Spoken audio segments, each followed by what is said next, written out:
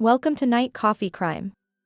Today, we uncover the haunting story of Homer and Langley Collyer, two brothers whose peculiar lives and tragic deaths remain one of the most infamous mysteries of New York City.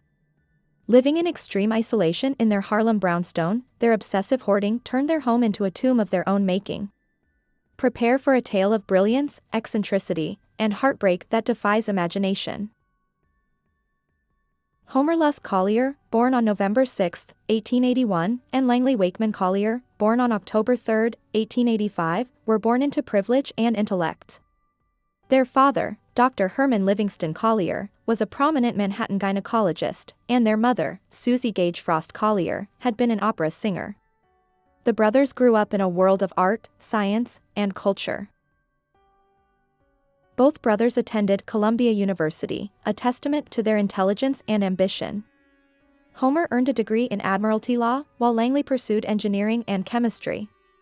Langley was also an accomplished concert pianist, performing at Carnegie Hall and gaining local recognition for his talent. Their lives seemed destined for greatness. In 1909, the Collyer family moved into a spacious brownstone at 2078 Fifth Avenue in Harlem. The area was thriving, a hub for upper-class families and vibrant culture. But as the years passed, the family dynamic began to fracture. In 1919, Herman and Susie Collyer separated. While Dr. Collyer moved out, Susie and her two sons stayed in the brownstone. Neither Homer nor Langley married or ventured far from home.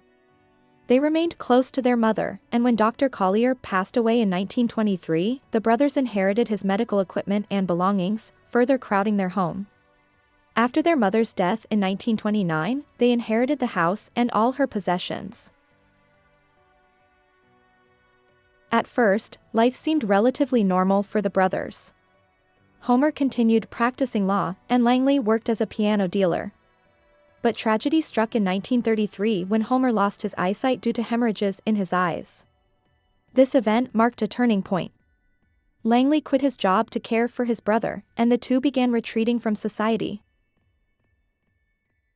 The Great Depression brought profound changes to Harlem, turning it from an affluent neighborhood into a symbol of economic despair. The Collyers, once surrounded by prosperity, began to feel unsafe. They boarded up their windows after teenagers threw rocks at their home. As rumors spread that the brothers kept treasures and vast sums of money in the house, their isolation deepened. Langley took it upon himself to protect their home, creating booby traps and tunnels out of the massive piles of items they collected. Over time, their four-story brownstone transformed into an unlivable fortress.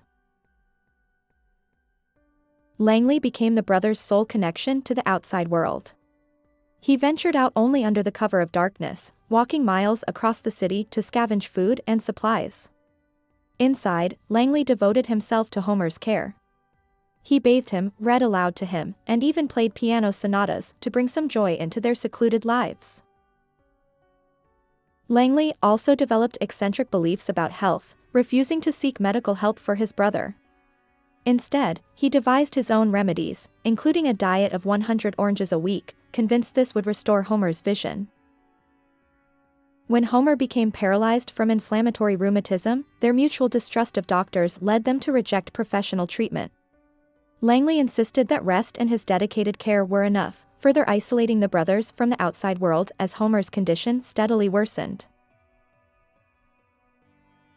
By the late 1930s, the Collyer home had fallen into complete disrepair.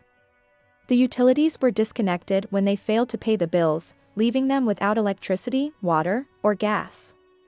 Their only link to the outside world was a crystal radio that Langley built himself. Inside, the house was a maze of items. Langley collected everything from pianos and baby carriages to medical equipment and newspapers.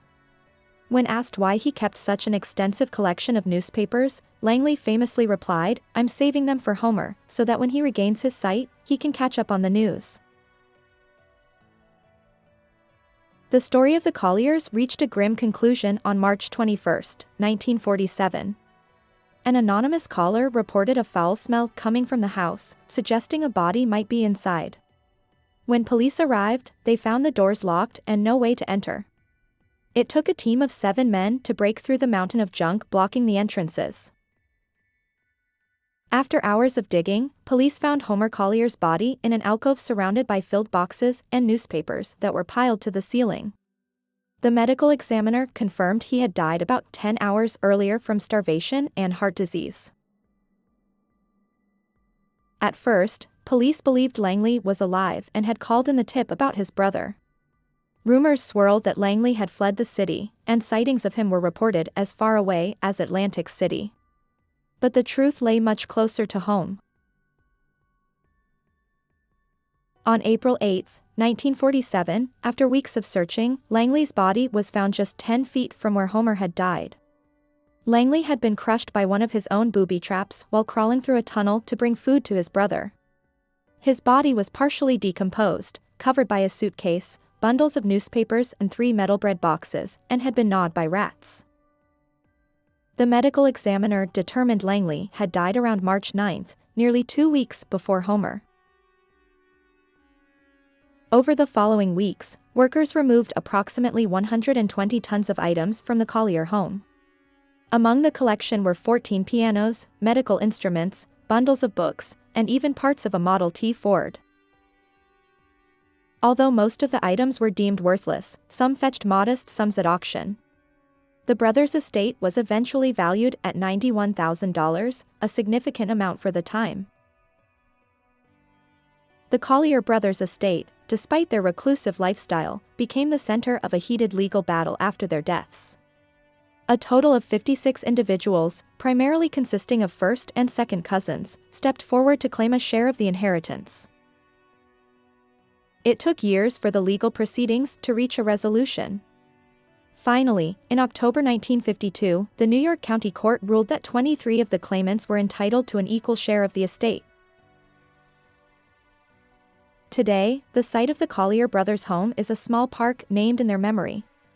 Though the brownstone that once housed their extraordinary and tragic lives is long gone, the park stands as a symbolic reminder of the story that captivated the nation.